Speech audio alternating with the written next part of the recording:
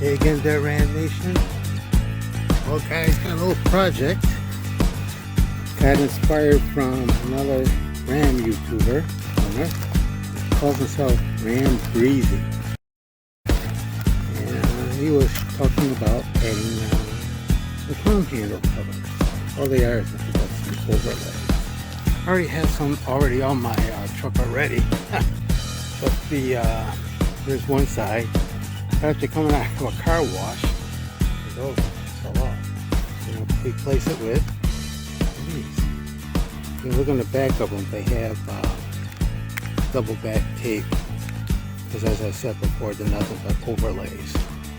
So not only I have kits to put back on, but I got some spares here, and just in case in the near future any more happens to fall off.